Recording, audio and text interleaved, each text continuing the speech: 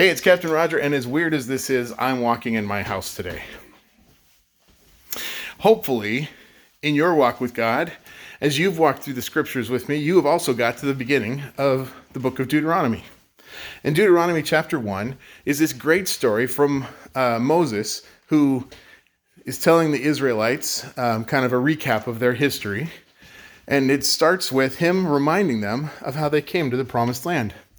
Now, the promised land was everything that they had hoped for, everything God had promised them. God had promised them it would be a land flowing with milk and honey. And anytime you hear that phrase, a land flowing with milk and honey, you should think that that means for milk, it's going to be a good place for people to raise their herds.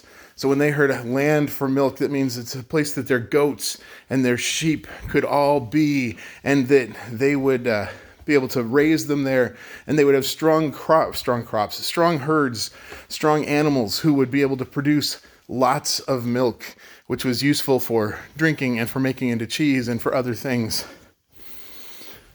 Land flowing with honey. That's not necessarily honey from bees, although it could be.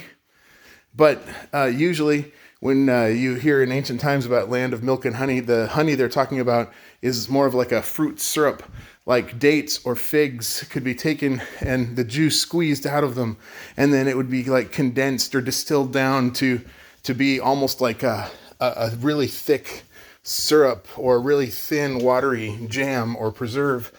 And it was sweet and it was delicious. And if you heard of a land flowing with honey, it was like saying, this land is so fertile. It can grow all of these fruit plants, and it will be wonderful for all of your crops. So a land flowing with milk and honey, a land that is perfect for these people, was available to them. And God led them right up to the edge. And then they sent these 12 spies in, 12 scouts to just check out the land. And when they came back, 2 of these scouts said, yes, this is the best place ever. Here, check this out. We've got a bunch of grapes, a single cluster of grapes they took from a vineyard. It was so big, it took 2 men to carry it on a pole. That's how fertile this land was. That's how ready it was for them to go and farm, get their crops there. But the other 10 said, yeah, it's a great land, but some really scary people live there right now. And, if we go in, there's going to be some kind of conflict. And we're afraid. And so these 10 guys started spreading rumors that there were giants who lived in that land. And so they didn't want to go in. They couldn't go. It was too scary. It was too dangerous. There were too many people who were there who could defeat them. Forgetting entirely that God had done the impossible for them again and again and again in the past, leading them to this land. And the people of Israel chose fear over faith.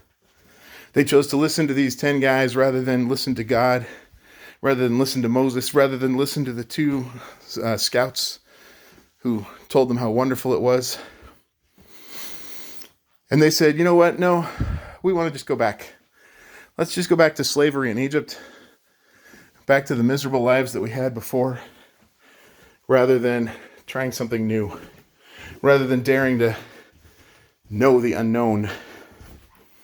As we go on our walk with God, we need to remember to be willing to try something new.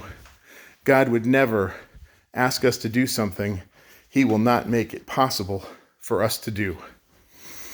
I'm going for a walk inside of a house. And you know what? According to my exercise meter, I have already walked for 15 minutes and 2,000 steps. That's pretty fast. It's pretty far inside of a house. If I can do this, we can do whatever God asks us to do. Sometimes it might seem scary. Take faith over fear every day. Every day, in every way. I got to go finish this walk. Grace and peace to you all.